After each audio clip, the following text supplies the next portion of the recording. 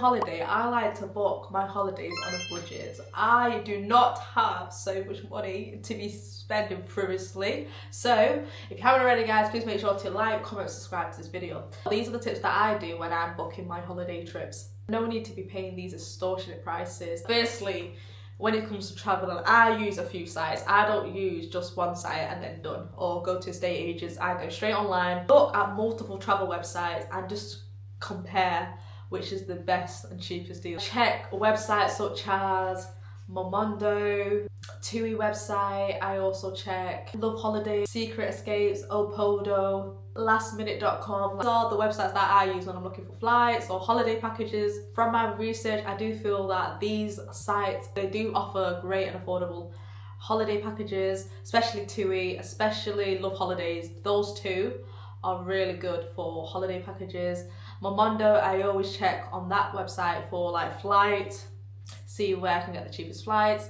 Opodo is a good site for flights as well. These sites are really good if you're just not looking to spend so much on a holiday. Flights right now are just going through the roof. I just know that a lot of people out there are just finding it hard to find a cheap flight. I love traveling and I want to find the best deal, the best hotel that is just affordable. Some of these prices for these holiday packages are literally honeymoon prices.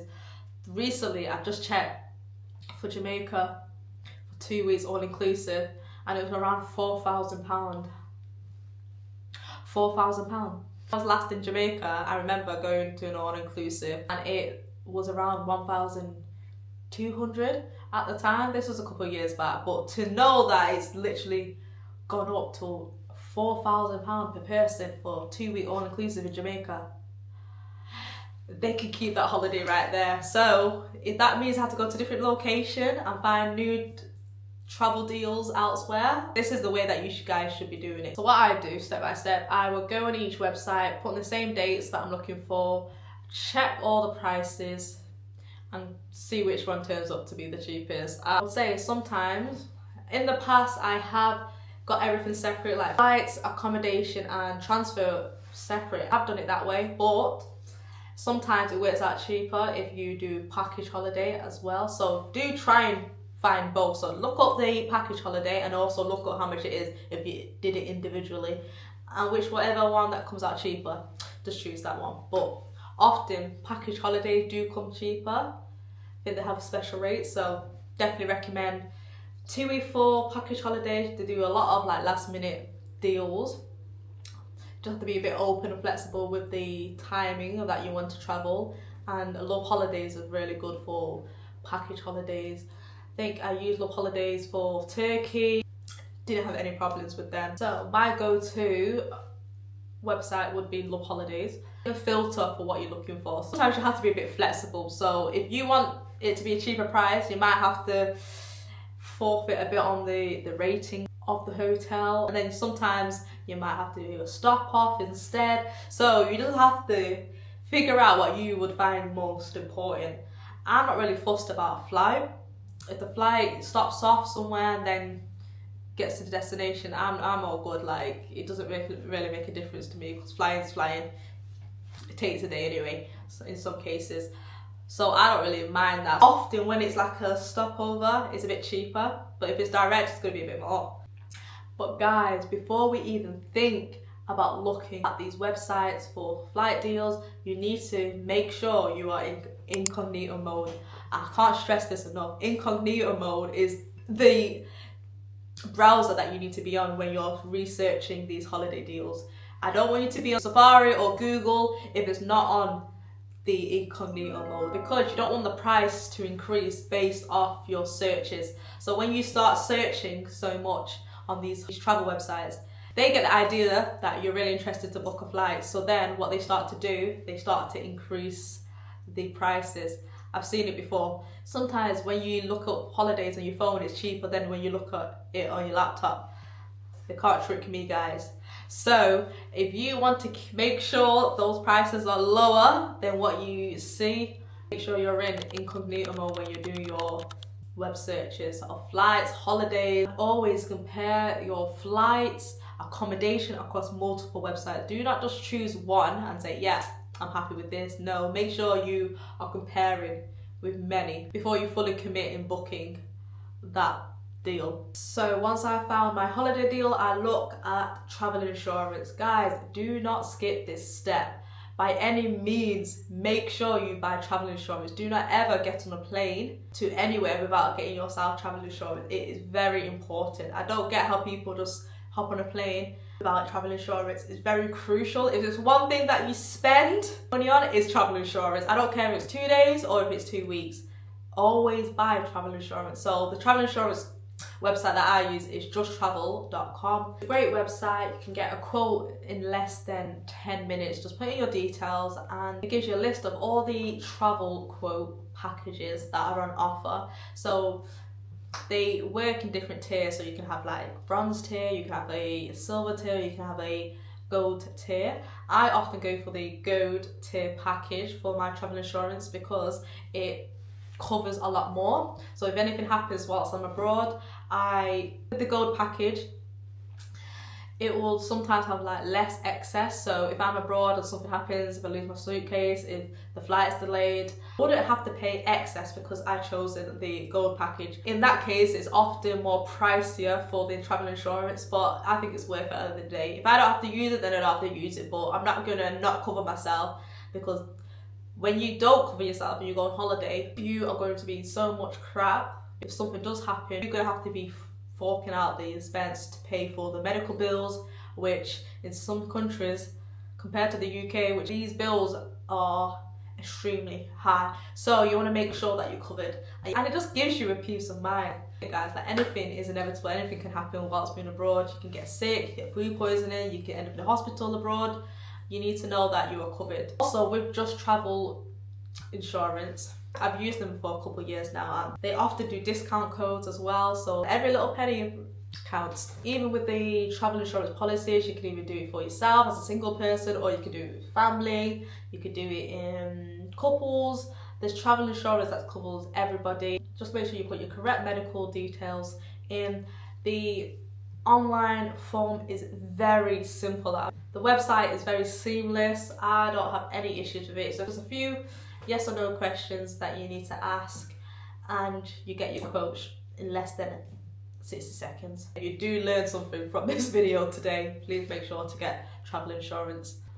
So the next thing I look at when I'm looking to book a holiday is the activities. I don't like to go on holiday and not do activities. I like to make an itinerary of different things that I can do in that destination. So an app that I think is really, really good and think you guys should definitely download is the Klook app. It is an app that provides great deals on like excursions, theme parks, experiences. One of the best apps I've actually used regularly when I'm looking to do excursions abroad. So very safe app. I haven't had any problems with the app, so definitely recommend if you're looking for excursions to download the Klook app. Also, the next thing is how to spend money abroad. So I would use my Starling card abroad. And the good thing about Starling, it uses different currencies abroad and it doesn't charge you additional fees. So that's why I love Starling. Like last holiday that I've just been on to Portugal, I didn't even use any cash. I literally used my Starling card and everything was great. Like I didn't have any problems.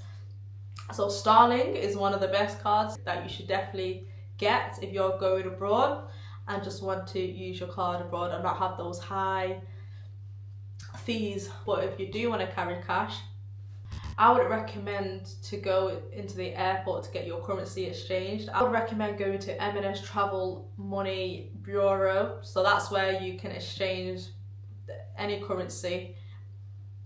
They do that for you and they have really good exchange rates. So definitely recommend if you're looking to get cash in any currency, go to M&S Travel Money. They have locations throughout the UK. So if you're looking to change cash, do it before you get to the airport because the fees in the airport are a bit more expensive, a bit more pricier. Also, before you go abroad, I would definitely recommend downloading the Etsy currency app. That is the app that basically shows you live exchange rates. So you're on holiday and you just want to quickly understand, okay, how much is this in British pounds? You just go on your phone quickly, you can just do the exchange rate quickly like that. So it's a great app to have. It's helped me a lot on holidays. So the next tip I have is data and internet abroad. So obviously for those who have contracts, they will may have like roaming on their phone, but a certain destination you can use roaming, but it just costs a lot more. So what I use a eSIM. So this eSIM, I load it on with unlimited data for the duration that I'm at my destination, and I just pay one set fee. So recently I went to Portugal. I paid, I think, less than £25 for like a week of data. Instead of paying crazy roaming charges, where some networks charge you like a daily rate of either like £5 or £6 a day, I would definitely recommend getting a eSIM. I use Hollyfly. So Hollyfly is a good app or website to go on, and then you can get any eSIM that you're looking for. You just type in the destination that you're going to, and it'll give you the different data packages that they offer. So you just put in the days that you would like, you use the data for, and then it will give you the final price of how much the eSIM is going to be for that data for that time. And then once you purchase it, you then activate it on your phone. Once you finally make it to your destination, it's then activated and you can use your data. The good thing about the eSIM is that you don't have to have a physical SIM card that you have to swap out your original SIM card in your phone. It's literally digital. Once you purchase, you get the QR code and the data is activated into your phone, and you can use the data in your destination seamlessly. That's why I love having an eSIM, because it just eases the pressure of overthinking if I'm going over my limit. It's unlimited, so you can do whatever with it. So yeah guys, make sure to get an eSIM from Hollyfly. So if you're also looking for like a transfer, I would have to look at booking.com for transfers. So they both do hotels and they also do transfers as well. So either I'll check to see if the transfer is a bit cheaper on booking.com, but sometimes in the holiday packages they do offer transfers included, so just check to see which one works out a bit more cheaper. But if it works out cheaper, just get a transfer instead of getting like an Uber from the airport. That could be a bit more money, especially like some of these locations could be an hour or 2 hours away from the airport. Getting an Uber might not be the best advice to take, but sometimes these shared shuttles or shuttle buses or coaches transfers are often much cheaper, so I'd rather just take a transfer. You just have a mind of ease. When it comes to holiday, guys, like I like to plan everything and make sure everything's all planned properly. I like it to be affordable, and I also like it to be planned. Like I don't like to have issues when I go on holiday.